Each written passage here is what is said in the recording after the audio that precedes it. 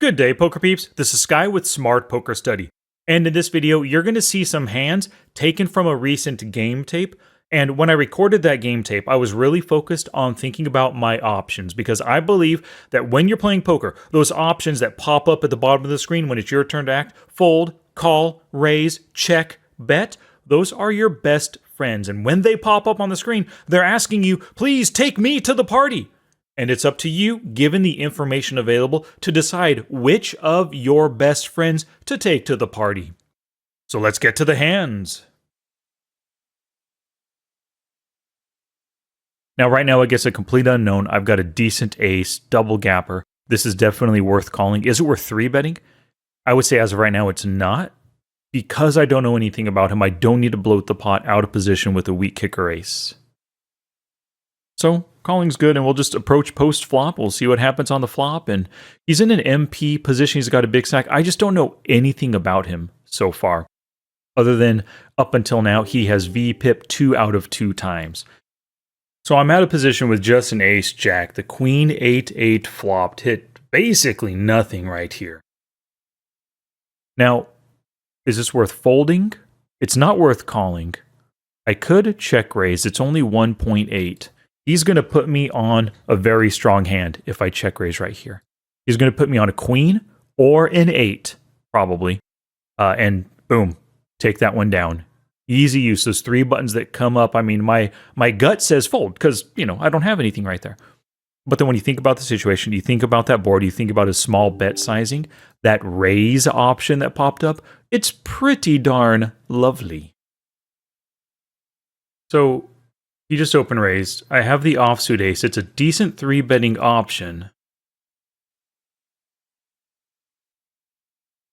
Making this play with an offsuit ace. I haven't 3-bet yet. There's a good chance a tight player like this is going to fold. Versus my first 3-bet. Who knows in the future? And I didn't like my hand. I don't like it enough to call. And folding is fine too, but I do have an ace blocker, so I think that option of 3-betting is the best play, utilizing my relatively tight image and definitely tight 3-betting image up to that point. King 10 offsuit. MP open raise. I think this is worth calling. King 10 off. C-betting, flop and turn honest. Oh, this is good. I've got I block the nut flush draw. I'm going to check. If he c-bets half pot, I'm going to check call. And then I'm going to bet river when he checks turn.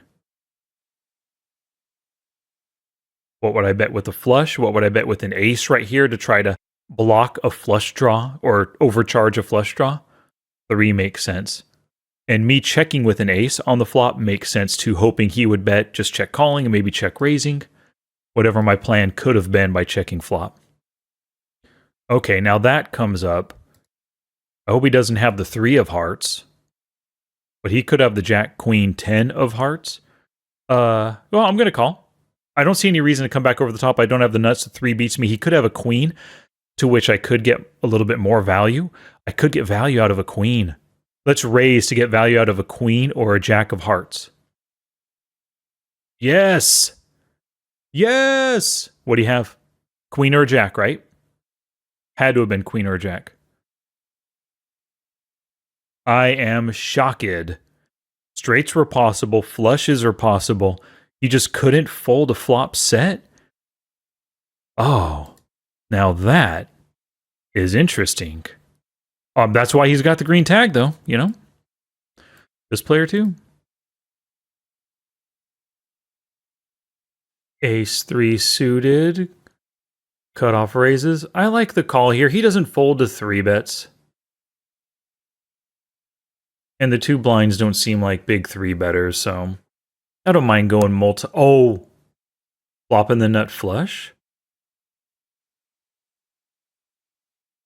He bet that much out of position against 3 players. We got a call. Man, what do? I think, should I raise when it comes to me? Or just call him? And I got the nut flush. Yeah, I think calling is good. Let's string it along. I do have the best position here. Folding the queen deuce off other table. Oh my god, full. Oh my god. No, not full half pot, I mean. He bet. Okay. I think calling again is the best play. I could have raised for value, but I want to string them along. I do have the best position. Let's see what he does. Please bet. Please. I want to raise.